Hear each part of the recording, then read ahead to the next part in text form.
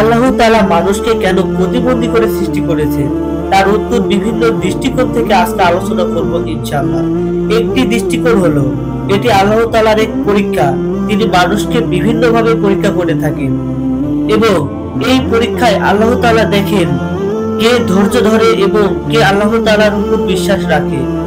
যারা ধৈর্য ধরে এবং আল্লাহ তাআলার উপর ভরসা রাখে তারা পুরস্কৃত হবে।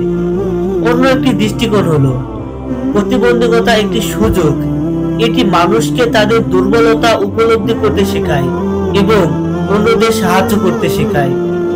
প্রতিবন্ধী ব্যক্তিরা অন্যদের তুলনায় বেশি সহানুভূতিশীল হয়ে থাকে।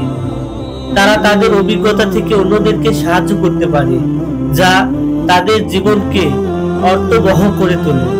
এছাড়াও কিছু মানুষ জন্মগত ত্রুটি বা দুর্ঘটনার কারণে প্রতিবন্ধী হতে পারে। এটি প্রাকৃতিক একটি নিয়ম যা মানুষের নিয়ন্ত্রণের বাইরে, তবে এর কারণে কারো জীবন থেমে যায় না। অনেক প্রতিবন্ধী ব্যক্তি তাদের প্রতিবন্ধকতার সত্ত্বেও জীবনে সফল হয়েছে। মোট কথা হলো আল্লাহ মানুষকে কেন প্রতিবন্ধী করে সৃষ্টি করেছেন তা সম্পূর্ণরূপে তার ইচ্ছের উপর নির্ভর করে। তবে আমরা বিশ্বাস করতে পারি যে এর পিছনে নিশ্চয় কোনো কারণ আল্লাহ তাআলা রেখেছেন।